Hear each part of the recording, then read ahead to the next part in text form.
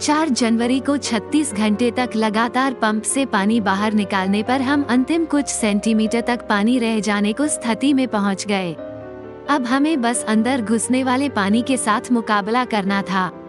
प्रमुख मस्तूल पर हम पर्दा नहीं लगा सकते थे। मस्तूल, पाल आदि साज सामान पर दबाव पड़ने से जहाज के पेटे का क्षतिग्रस्त भाग भी खींचकर बाहर निकल आएगा। अतः हमने तूफानी त्रिकोण पाल को ऊपर उठा लिया और उस ओर बढ़ने लगे जहां पर हमें लगता था कि 2 टापू मिलेंगे। मेरी को कुछ बीफ, गाय का मांस और क्रैकर बिस्किट्स हाथ लग गए और हमें लगभग 2 दिन के बाद अपना पहला भोजन मिला। किंतु हमारी राहत थोड़े से समय के लिए ही थी। शाम 4 बजे हमारे पीछे से काले बादल फिर से बनने लग पड़े और 1 घंटे भर में ही हवा 40 नॉट्स की गति से बहने लगी और समुद्र चढ़ने लग पड़ा। रात भर मौसम में गिरावट बढ़ती चली गई और 5 जनवरी की सुबह तक हमारी स्थिति फिर शोचनीय हो गई। जब मैं बच्चों को दिलासा देने के लिए पहुंचा तो जॉन ने पूछा, डैडी क्या हम मरने वाले हैं? मैंने उसे तसल्ली देने की कोशिश की कि हम सुरक्षित पहुंच जाएंगे। किंतु डैडी, उसने बात जारी रखते हुए कहा, हम मरने से नहीं डरते यदि हम सब एक साथ रहे हो, आप और मम्मी, सू और मैं। मुझे कोई शब्द नहीं सूझ रहे थे जिससे मैं प्रतिक्रिया दिखलाता, किंतु मैं बच्चों को कैबिन से इस संकल्प के साथ बाहर निकला कि मेरे पास जो भी है उसी के सहारे मैं समुद्र से लड़ूंगा। कमजोर पड़ गए दक्षिण पाक की ओर का हिस्सा बचाने के लिए मैंने नुकसान न पहुंचे और सामने से आने वाली लहरों का सामना करने को रखा और नायलॉन की एक मोटी रस्सी को जहाज का लंगर बनाया गया और 2 22 लीटर वाली प्लास्टिक को वेरलों जो मिट्टी के तेल से भरी थीं, उनका प्रयोग कर एक कामचलाऊ लंगर बनाया गया। टूटे हुए तख्तों के बीच से जब समुद्री जहाज की गति के साथ और अधिक पानी अंदर आ रहा था तो मेरी और मैं दोनों उस शाम हाथों में हाथ पकड़े हुए बैठे थे। हम दोनों ने महसूस किया कि अंत बहुत करीब है।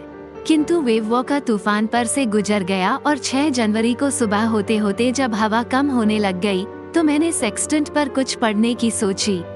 चार्टरूम वापस पहुंचकर अपनी स्थिति को सही जानकारी पाने के लिए मैंने हवा की गति, उसमें होने वाले परिवर्तन, भटकाव और प्रवाह को नापा। मैं तो अंततः यहां जान पाया कि हम कहीं 1,50,000 किलोमीटर के समुद्र में 65 किलोमीटर चौड़े किसी टापू को खोज रहे हैं। जब मैं सोच ही रहा था, सूजो दर्द के साथ चल फिर पा रही थी, मेरे पास आ गई। उसके सिर का बायां भाग अब काफी सूज गया था और उसकी काली पड़ गई आंखें मुश्किल से थोड़ी सी ही खुल पा रही थीं। उसने मुझे एक कार्ड दिया जो उसने बनाया था। सामने की ओर उसने मेरी के और मेरे हास्य चित्र बनाए थे जिनमें ये शब्द लिखे थे, यहाँ कुछ मजाकिया लोग हैं, क्या तुम्हें उन्हें देखकर हंसी आई? मैं भी बहुत हंसी हूँ।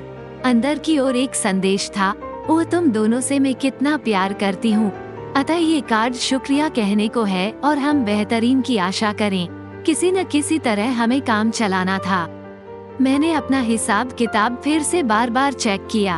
हमारी प्रमुख कंपास दिशा सूचक खो गई थी और मैं एक अतिरिक्त वाली दिशा सूचक प्रयोग कर रहा था जिसे चुंबकीय अंतर के लिए ठीक नहीं किया गया था।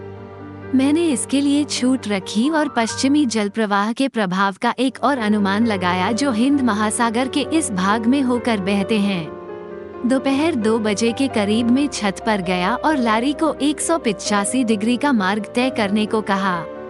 यदि हम भाग्यशाली रहे, मैंने उसे ऐसे अंतः विश्वास के साथ कहा जो मैं महसूस नहीं कर रहा था, तो वो शाम करीब 5 बजे किसी टापू पर पहुंच जाएंगे। फिर भारी मन के साथ में नीचे आ गया, अपने शाइका पर चढ़ गया और हैरत की बात है कि ऊँघ आ गई। जब मैं जागा तो शाम 6 बजे का समय था और अंधेरा होने लगा था। मैं जान गया था कि अवश्य ही हमने टापू को खो दिया है और जो पाल हमारे पास बचा था उससे हम पश्चिमी हवाओं को मात देने की आशा नहीं कर सकते थे। उसी क्षण एक उलझे हुए अस्त व्यस्त बालों वाला सिर मेरे शाइका में से दिखाई पड़ा। क्या मैं तुम्हें बाहों में भर सकता हूँ? जोनाथन ने पूछा। सू उसके ठीक पीछे थी। मुझे बाहों में भरकर अब क्यों प्यार किया जा रहा है? मैंने पूछा। क्योंकि आप पूरी दुनिया में सबसे अच्छे पिता हो और सबसे अच्छे कप्तान, मेरे पुत्र ने उत्तर दिया। जॉन, मेरे ख्याल से आज ऐसा नहीं है। अरे, तुम जरूर अच्छे पिता व कप्तान हो। सू ने असलियत बताते हुए कहा, तुम्हें टापू मिल गया है क्या? मैं चिल्लाया, ये हमारे ठीक सामने है। उन्होंने एक स्वर में मिलकर कहा, जंगी जहाज जितना बड़ा।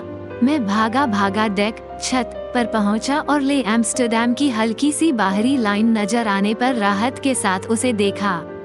ये ज्वालामुखी चट्टान का केवल मात्र छोटा सा टुकड़ा था, जिस पर नहीं के बराबर वनस्पति थी दुनिया का सबसे सुंदर टापू। हमने रात के लिए समुद्र से दूर तट पर लंगर डाल दिया और अगली सुबह टापू के सभी 28 वासियों ने हमारा अभिनंदन किया और उन्होंने तट पर आने में हमारी मदद की।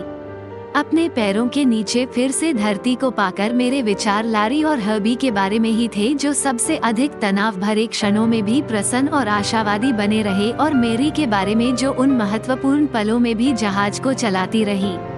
सबसे अधिक मैं 7 वर्ष की उस बच्ची के बारे में सोच रहा था, जो अपने सिर की चोट के बारे में हमें चिंता करवाना नहीं चाहती थी। बाद में जाकर जिस चोट के लिए 6 छोटे ऑपरेशन करवाने पड़े, उस खून की गांठ को दूर करवाने के लिए जो चमड़ी और खोपड़ी के बीच बन जाती थी, और 6 वर्ष के उस लड़के के बारे में सोच रहा था जो मरने से डरता नहीं था।